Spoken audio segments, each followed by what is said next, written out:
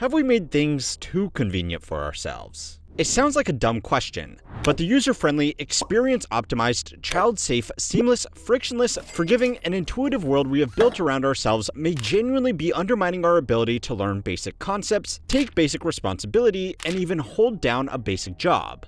Multiple studies on different areas ranging from personal finance to career skills down to basic critical thinking have highlighted this trend, and unfortunately, it only seems to be getting worse. Modern technology has undoubtedly made our lives more convenient, but that isn't necessarily the problem just by itself.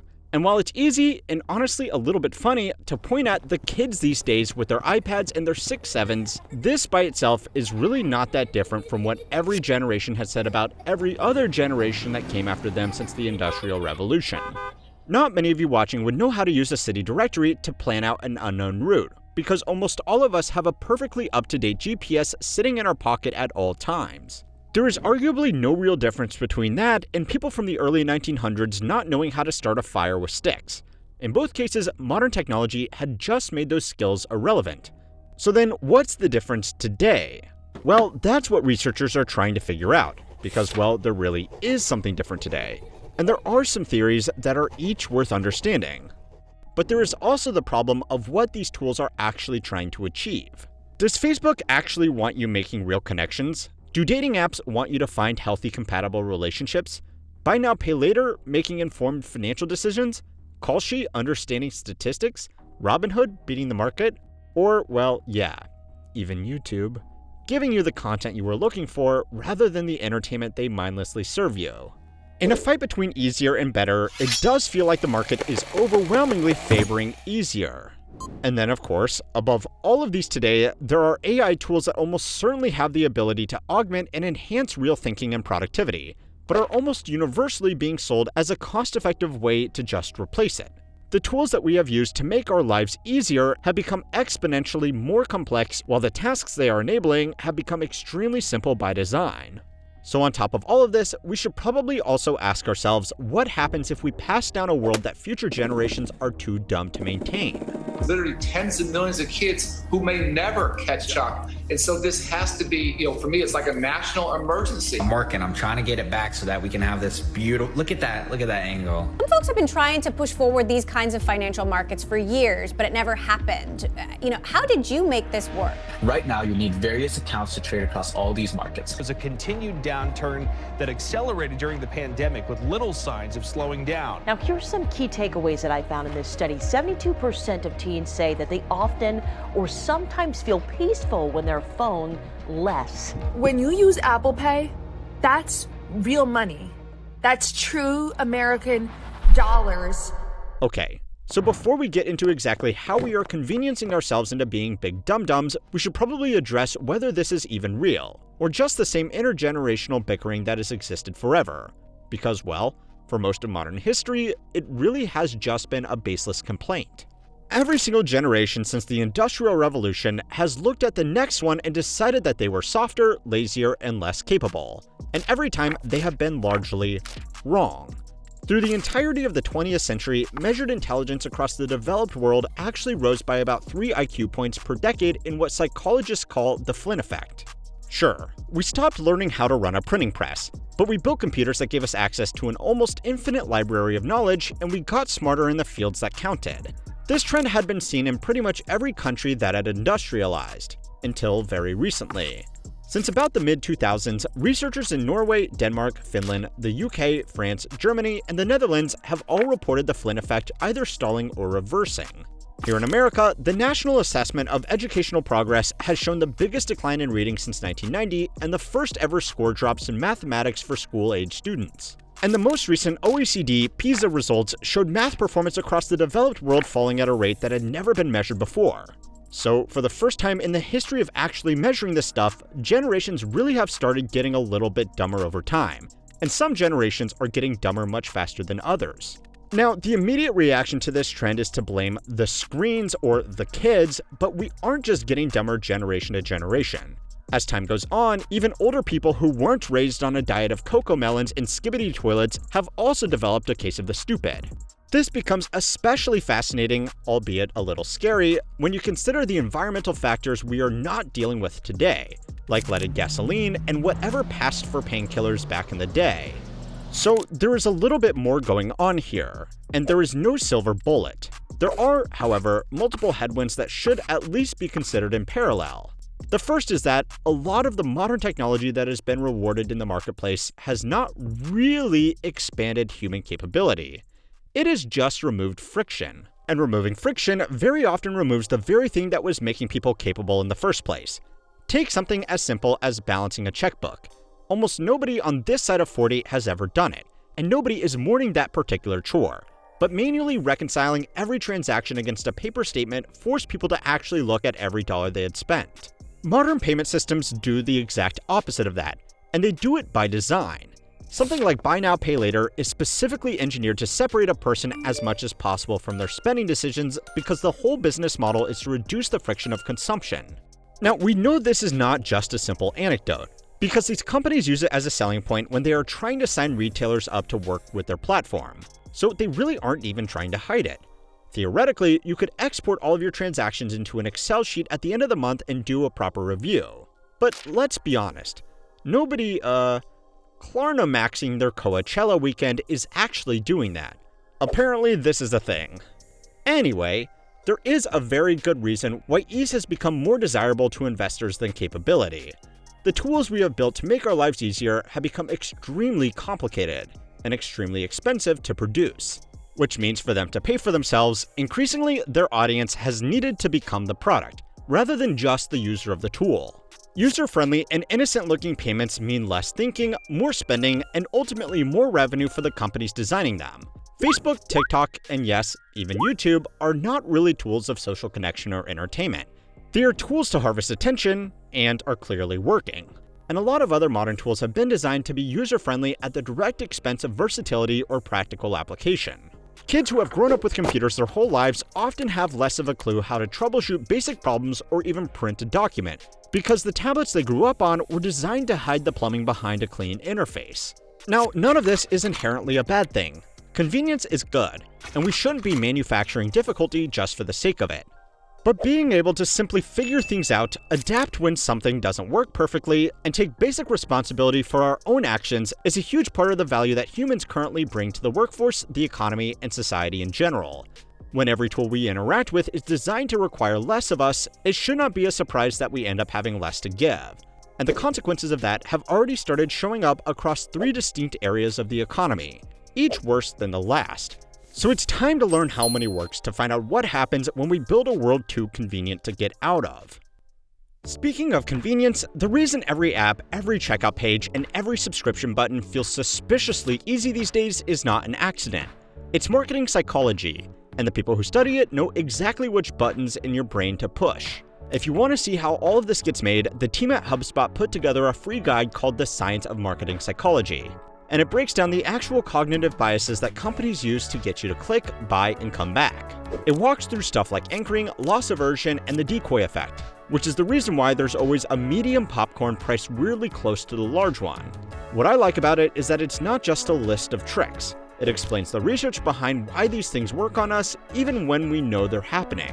Whether you run a business, write online, or just want to understand why you keep buying things you didn't plan to buy, it's worth a read. You can grab it for free at the link in my description or scan the QR code on screen.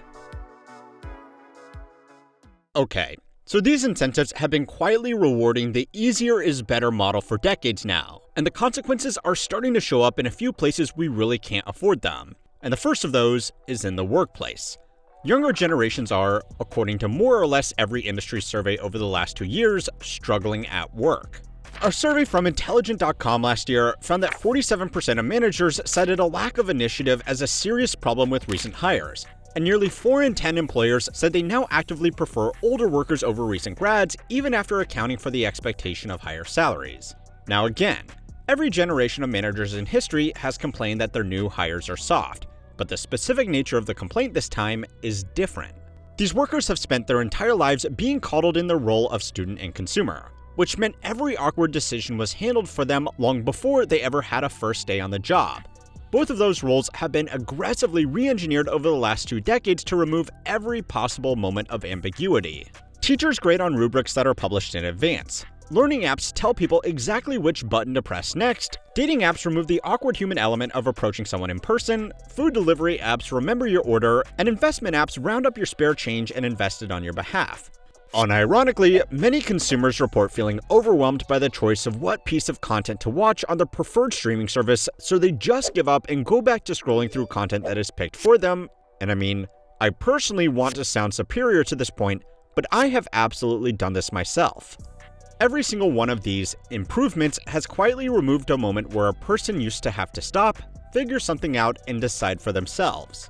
Then on day one of their actual job, somebody hands them a task with no rubric, no tutorial, no autoplay, and no obvious right answer, and asks them to go and figure it out, which feels like a character flaw, right up until you realize it's the exact behavior their entire upbringing rewarded. And the really awkward bit for employers is that being genuinely good at just figuring things out is genuinely one of the most valuable skills anybody can bring to any career. It is the exact thing managers have usually trusted humans over software to do, because software, by its nature, still struggles with a problem it hasn't seen before.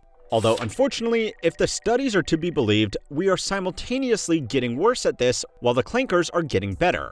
But more on that later. Which brings us to the second problem, and it starts much earlier than anybody's first job. The iPad kid meme has started being a measurable phenomenon.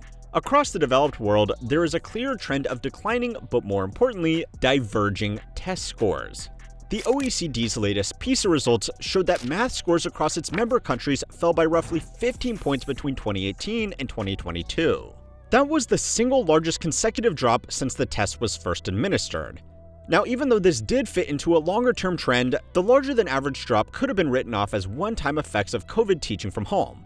But the concerning detail was that these test scores didn't fall evenly. The NAEP found that the top-performing students largely held their ground while the bottom-performing students fell off a cliff, suggesting that the convenience economy isn't dragging everybody down equally. It is dragging down the kids with the least ability to push back against it. The remote learning shakeup didn't affect all students equally either. For advanced and already disciplined students, it was largely fine. A quiet room and a laptop let them learn at their own pace without classroom distractions. For underperforming students, well, it gave them much easier access to Fortnite instead. User-friendly and highly engaging technology is generally hard to snap yourself out of, even for fully grown adults who should, in theory, have better self-control than a teenager. Actually removing these distractions takes either serious self-discipline or serious parental discipline. And for a lot of households, that second one is a luxury they simply cannot afford. A single parent working 2 jobs is not going to police screen time the same way a wealthier household can, when they can afford a stay-at-home parent, private tuition, or a school that has banned phones entirely. So the class gap compounds. Wealthier kids are more likely to end up in environments that still make them figure things out. Everybody else is more likely to end up in environments explicitly designed to never ask them to. And then on top of all of this, we have AI, which is the third and probably the biggest of these compounding problems. In theory, large language models are a genuinely powerful learning tool. For a disciplined student or professional, they can explain a concept a dozen different ways, simulate tutoring, and take a lot of the drudgery out of real knowledge work. Sure, they like to make a lot of shit up on the fly, but so do regular human educators, and some models can be asked to provide sources and citations along the way. In practice, well, that's not really how most people have been using them. The Digital Education Council's 2024 survey found that 86% of university students now use generative AI in their studies, and separate research from best colleges found that more than half of them used it specifically to cheat an assignment or an exam. Teachers trying to catch this are fighting an arms race they are quietly losing, because the detection tools are themselves wrong enough to be effectively useless in a disciplinary setting, which has led to an entire cohort of students passing through school without ever doing the exact activity that used to build the figuring things out muscle in the first place, and the job market has gone through a mirror image of the same thing. Applicants use AI to fire off hundreds of customized resumes and cover letters a week. Employers respond by running their own AI filters over the resulting flood of applications, rejecting most of them before a human ever sees them. The end result is a hiring process where a machine is writing the application, another machine is reading it, and a real human is just getting a polite email saying, "We have decided to go in another direction." And while all of this is happening, AI is being sold to schools as a cost-effective way to replace teachers, and to companies as a cheap way to replace their junior workers who would, on a normal career path, have been the ones actually doing the work that teaches people how to figure things out. Every layer of the system that used to teach people how to think through an unfamiliar problem is being quietly removed, and sold back to us as progress. Now, there is an obvious fix to almost all of this. You could put friction back in. Harder curricula with no open book policies, phones out of school, real consequences for AI cheating, hiring processes that involve an actual human reading an actual piece of work from an actual candidate, financial products that actually make you look at what you are spending before you spend it, and programs that prioritize functionality over ease of use. Almost none of this is going to happen, and the reasons why are not mysterious. The market rewards the frictionless product, and any single business that tries to add friction back in loses instantly to a competitor that doesn't. Parents cannot win a technology war against companies with literal billions of dollars and teams of behavioral scientists engineered specifically to keep their kids engaged. Regulators who, to put it generously, are at least a generation older than the technology they are meant to regulate have no real framework for any of this. But that there is a school system that's going to start making sure that first graders or even pre-Ks have A1 teaching, every year starting, that far down in the grades. And that's a wonderful thing. And budget cuts to public schools mean that every education system is leaning harder into AI, not less, because a chatbot that costs nothing will always win the line item fight against a human teacher that costs a salary. From the market's point of view, things are already working exactly as intended.